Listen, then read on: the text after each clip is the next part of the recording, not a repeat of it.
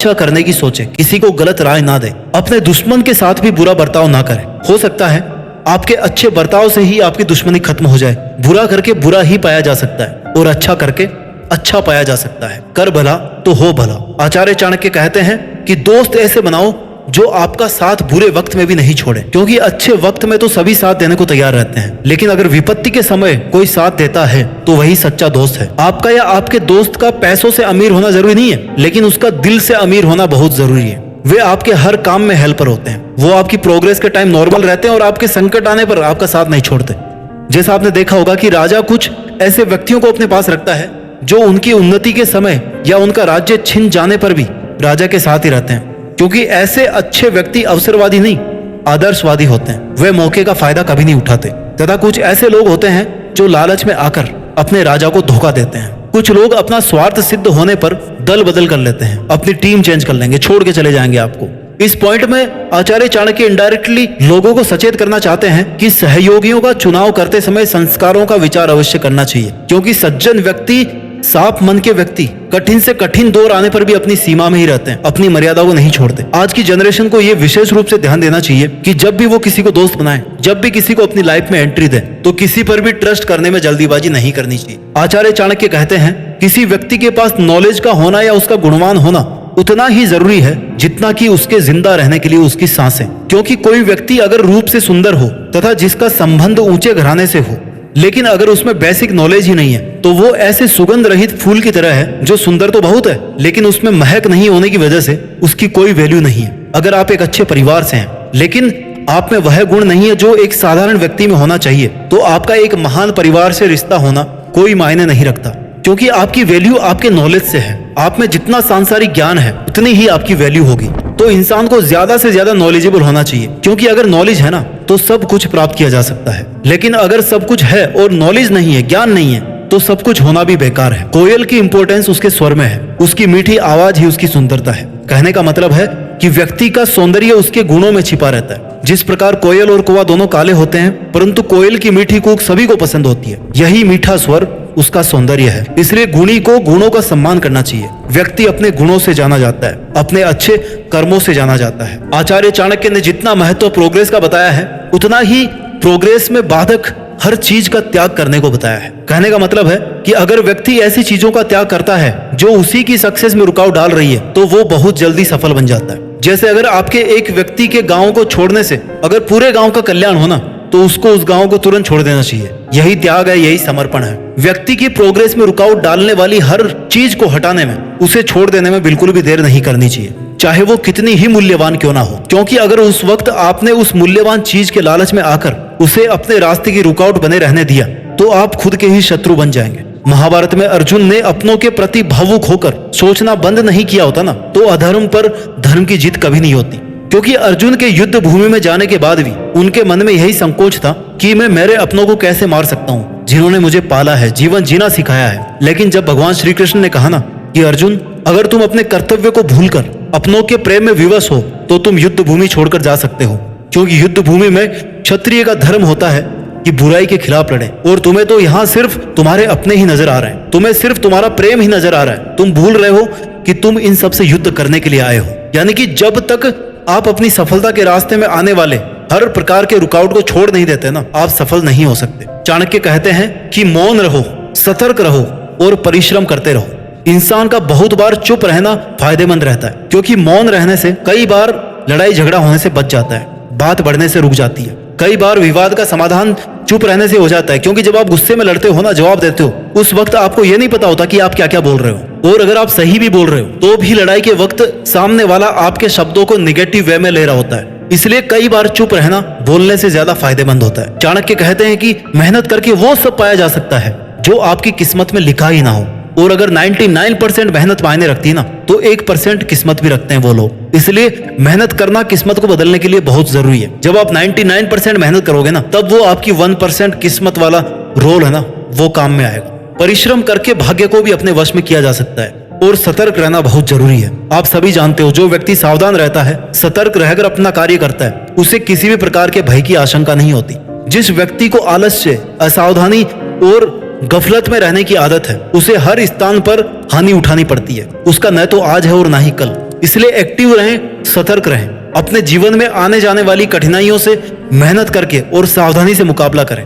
आपका सफल होना इस बात पर बहुत ज्यादा डिपेंड करता है कि आप कितने एक्टिव हैं, आपका कितना पॉजिटिव एटीट्यूड है, कितनी आपकी मेहनत है और कहीं आप बिना मतलब की बेतुकी बातें तो नहीं कर रहे। आचार्य चाणक्य कहते हैं कि आपके जीवन में किसी भी चीज को एक्सेस हो, अति हो या वो आपके पास हद से ज्यादा हो तो आपके लिए नुकसानदायक हो सकता है। इसलिए किसी भी कार्य में अति नहीं करनी चाहिए, अति का सर्वत्र त्याग कर देना चाहिए। Excess is always harmful. Chanakya ने यहाँ फेमस एग्जाम्पल देकर के यह समझाने की कोशिश करी है कि प्रत्येक कार्य की एक सीमा होती है। जब उसका एक्सेस हो जाता है तो व्यक्ति को कष्ट उठाना पड़ता है। जैसे रावण अत्यंत बलवान था, बुद्धिमान था, समृद्ध राजा था, परंतु अभिमान, घमंड और ईगो की सभी सीमाएं लांघ गया, दुराचार की सभी सीमाएं लांघ गया। परिणाम स्वरूप उसे श्री राम के हाथों मरना पड़ा। राजा बलि के संबंध में भी सभी जानते हैं कि वह अत्यंत दानी था। उसके दान के कारण जब उसका यश सारे संसार में फैलने लगा तो देवता लोग भी चिंतित हो उठे। तब भगवान विष्णु ने वामन का अवतार लेकर उससे 3 पग धरती दान में मांगी। बलि के गुरु शुक्राचार्य ने उसे सावधान भी किया, परंतु बलि ने उनकी बात न मानकर वामन बने विष्णु की बात मान ली और भगवान ने 3 पगों में धरती, स्वर्ग और पाताल तीनों लोकों को नापकर बलि को भिखारी बना दिया। इन सब उदाहरणों का भाव यही है कि अच्छाई भी एक सीमा से आगे बढ़ जाती ना तो वो हार्मफुल बन जाती है, लोग उसका फायदा उठाते हैं। इसलिए कहा गया है कि अति न करो, अति सर्वत्र वर्जयेत। आचार्य चाणक्य कहते हैं कि समर्थ और शक्तिशाली लोगों के लिए कोई भी कार्य कठिन नहीं होता।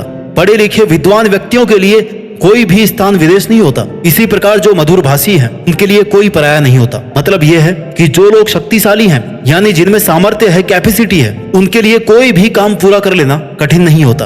वे हर कार्य को इजीली कर लेते हैं। विद्वान व्यक्ति के लिए कोई भी परदेश नहीं, जहां भी वो जाएगा ना विद्वता के कारण वहीं पे सम्मानित किया जाएगा। उसका नॉलेज ही उसकी अपनी जगह बना लेगा।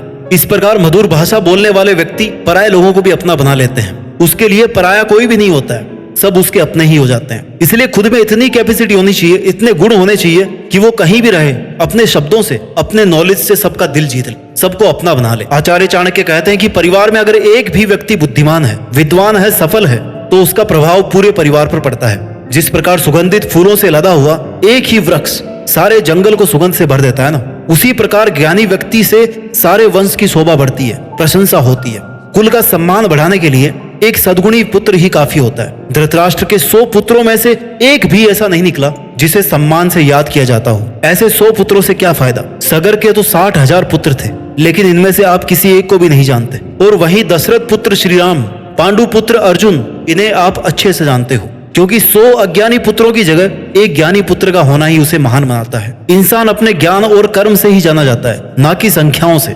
इसलिए चाणक्य कहते हैं कि बहुत से मूर्ख पुत्र और संतान की अपेक्षा एक ही विद्वान और सदाचारी पुत्र से परिवार को उसी प्रकार प्रसन्नता मिलती है जैसे चांद के निकलने पर उसके प्रकाश से काली रात जगमगा उठती है। आचार्य चाणक्य 3रे अध्याय में कहते हैं कि 5 वर्ष की आयु तक पुत्र से प्यार करना चाहिए। इसके बाद 10 वर्ष तक उसकी ताड़ना की जानी चाहिए, उसको दंड दिया जाना चाहिए।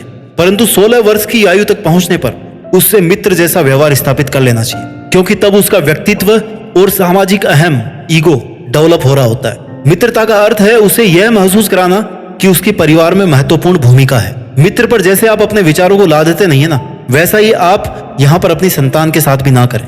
यहाँ भी समझाने बुझाने में तर्क और व्यावहारिकता हो, ना कि अहम की भावना। आइए बढ़ते हैं चाणक्य नीति के 4थे अध्याय पर।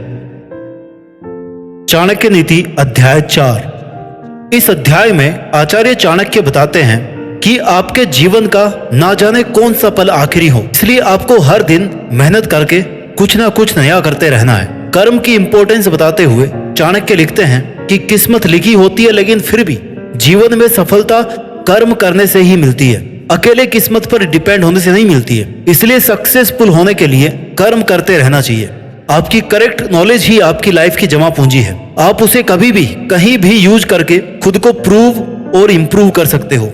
First is the best. जिस तरह से एक ही बात को बार बार नहीं कहते, उसी तरह से अपने काम को पहली बार में ही बेस्ट करना चाहिए, ताकि उससे बार बार ना दोहराना पड़े। आचार्य चाणक्य ने अभ्यास को मेहनत से बड़ा बताया है। प्रैक्टिस करने पर मेहनत का परिणाम मिलना तय है। प्रैक्टिस करते रहने से चीजें आसान हो जाती है। प्रैक्टिस करने से स्टूडेंट्स के लिए एग्जाम में अपनी परफॉर्मेंस देना इजी रहता है। अगर आपको लगता है कि कोई काम 2, 3 या अधिक लोगों के साथ एक साथ करने से अच्छा आउटपुट मिल सकता है तो उसे मिलजुल कर लेना चाहिए। सेल्फ एनालिसिस करते रहने से आपको ये पता रहता है कि आप कहाँ हैं, आप क्या कर सकते हैं और अब तक आपने क्या किया है। चाणक्य नीति के इस 4थे अध्याय में आचार्य चाणक्य ने पति धर्म के बारे में भी बताया है। एक पति को हमेशा अपनी पत्नी की रेस्पेक्ट करनी चाहिए, केवल पत्नी से ही इस बात की उम्मीद नहीं करनी चाहिए। इस चैप्टर को थोड़ा सा और डिटेल में जानते हैं। दोस्तों, क्या आप जानते हो कि आपकी जिंदगी का कौन सा पल आखिरी पल होगा, कौन सा दिन आपकी लाइफ का लास्ट होगा? अगर आप ये सब नहीं जानते तो क्यों ना आप अपनी जिंदगी को ऐसे जियो जैसे आज ही का दिन आखिरी दिन है।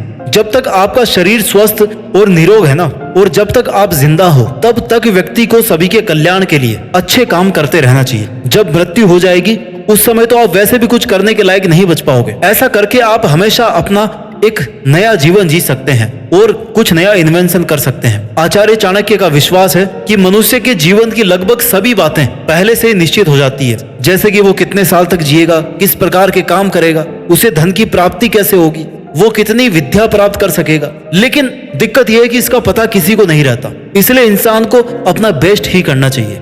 और इसीलिए शास्त्रों में भी कहा गया है कि व्यक्ति का प्रथम कर्तव्य है कर्म करना।